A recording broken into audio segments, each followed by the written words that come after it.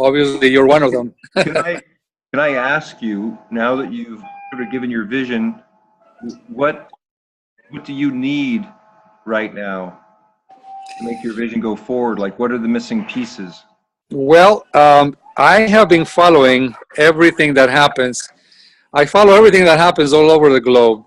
And what I see now, since these ideas have been circulated, like I said, we started circulating these ideas 1970. So before even the Earth Day celebration occurred, we were already doing art and ecology exhibits. And since that time, many festivals have occurred. Now they're called festivals, they call them transformational festivals.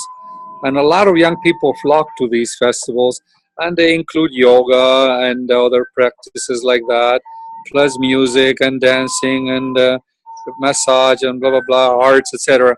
But they all begin to look almost the same, whether they happen in Costa Rica or New Zealand or Bali, or I don't know if they have them in Canada. I'm sure they must have something there. The Rainbow people, I think they do stuff in Canada. But they all begin to resemble this very, very similar. And a predominance of white young folk who can afford to travel and have the time to participate in these events. And originally, these festivals that I think of myself as a kind of pioneer in doing this kind of festivals, because that's exactly what we did. We gathered people with different skills and knowledge, and we exhibited all these things, and people learned and began to take up these practices and so on. So we let those things grow, and now they have become what they have become. And I think they're sort of not quite what they're not quite what we expected to become. There's a lot of fragmentation. There's a lot of they're not all inclusive. They appeal to sort of a middle class and affluent, privileged young folk. It's kind of like the jet setters of this time, like you probably heard of jet setting before, like the Club Med, people get to have fun. So anyway, so the World Fair type event, where scientists and artists and agricultural people and medical people and educators and our media people gather to present what's available in the world to be able to live sustainable. These things haven't quite happened yet the way they were envisioned. Even Richard Register's World Symposium on Eco-Cities, they're not exactly that. It's mostly about architecture. And so there's a great need to make these events happen. And I thought, okay, so where do we start? So I thought, okay, now there's internet. It would be a lot easier to communicate around the world. So we should have a model of these activities online. Let's develop a website, a platform that can serve this purpose of modeling how to build communities, how to maintain communities, how to develop products that are ecological, socially responsible, fair-traded, organic, biodegradable, non-toxic, zero waste, etc., etc. So that's where we are. And I've been looking for, since I went into public education. I worked 15 years as a teacher, thinking that education might be a place to implement some of these ideas. But I found out that it's not. Public education is another world unto itself. And they're so backwards. They thought I was crazy too there. So I decided to retire. And now I'm trying to work more and more time on realizing these ideas. So I'm focusing on seeing that website or platform appear where we can play this game of learning game. It's called the Community of Life on Earth Reality Learning Game. So it's a labyrinth of information where people enter at birth. And so if we can use virtual reality or video gaming or whatever might be possible to I know that there's a group in the world called Games for Change, which try to design video games with social meaning significance.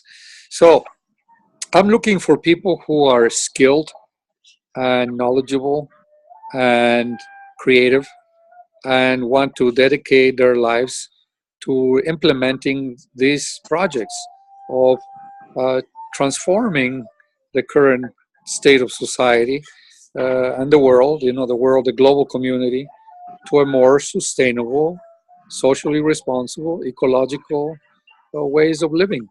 Um, the Hopi's message is that the original instructions tell people to live in peace among all peoples and in harmony with nature. So that's the compass that guides my activities. And I'm very serious about this. Buckminster Fuller said we can transform weaponry into livingry, and so that's a difficult project. But if we don't try, if we don't do it, we will just continue to self-destruct. We're in a process of agony right now. There's a lot of disasters, a lot of misery all over the world, refugees, climate change, blah, blah, blah. And so the Buddhists say, as the Buddhists say, there's a lot of suffering. And so I have combined, from the East, I feel that Buddhist traditions are like the summarizing of all that went on before Buddha, all the Vedas and all that stuff. So Buddha turned it into a science of self-examination. And so I think that Buddhism has a lot to contribute. And the perspective is the Mahayana Buddhism, the liberation of all sentient beings. And so what does that mean? So in human terms, without thinking nirvana or some transcendental state, in this world, I believe the Hopi message and the Buddhist message are a good synthesis of what does it mean to be practicing the Dharma. We should be striving to behave as civilized humans who are self-respecting, respecting of others, compassionate, caring, and responsible, taking care of life on earth as members of the community of life on earth, and living in whatever localities we live as members of local, regional, global networks of communities that are sustainable, socially responsible, ecologically harmonious, etc., etc., etc. So that's the plan. And as you can understand, it's not easy to do this. We're trying to get the officials and city administrators and so on interested in doing this kind of activity. And where I'm living, for example, I've been doing this for years and years and appealing to the administrators and say, look, we need to have this.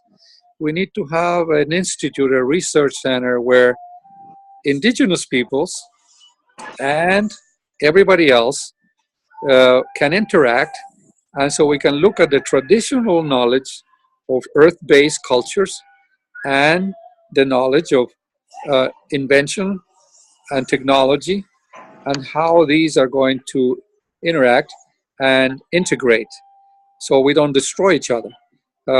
Already in the locality where I live, the local population of native people called Chumash, for example, they don't have a land base of their own. It's all been taken up by the colonists. And now the colonists believe that they own the place. And rents are very high, property values are very high. And we just had this disaster. In the most expensive part of the city, a flood and mudslide occurred because there was a fire caused by electrical company crew and exploding electrical devices that manage the transmission of the electrical power through the grid. So it's all about energy and how energy is used and how we build our cities, how we build our homes, and the way of life we maintain, how we relate to each other. So I call it trying to find a way to describe the needs in a non-political, non-religious way. I call it what we need is the development of ecological consciousness and ecological literacy so that we may be able to develop an ecological economy. And so that's where the thinking and the conversations are at. And with the recent fire and destruction, there may be a little more uh, openness to considering the fact that yes, we are having an effect on nature, and nature is uh, is being abused. And so it's not that nature is doing these things. It's not that there are natural disasters or acts of God, as they call them, but it is the consequence of the way we are building and designing our communities and what we do in those communities, the kind of drama that unfolds, the relationships that we maintain to each other as colonizers, imperialists, uh, subduers of the earth, uh, or on the other side, as earth-based peoples and cultures who are being invaded and attacked. So genocide and ecocide, it's occurring all over the planet against earth people, earth-based people, by these so-called civilized peoples who have all the technological advancements at their disposal, including all the weapons. So we don't have any weapons. We can't fight them with weapons. And it's useless to fight with weapons because they are part of what I call the empire of ignorance. So the only enemy that we have is the empire of ignorance. And therefore, the need for this learning game that I'm proposing, the community of life on earth reality game, where we learn to uh, understand that we are human organisms and understand what are the structures and functions of being human and how we maintain our health, our individual and collective, all aspects of individual and collective optimal health. And so that's it. That's it. How can we be healthy humans who behave intelligently and are not self-destructive or addicted to money or power or drugs or whatever? And we learn to behave as responsible members of the global community, the global village, as Buckminster Fuller and other people called it in the 60s. And so we need participatory democracy and ecological consciousness and ecological literacy. And that's what the game is designed to encourage and develop.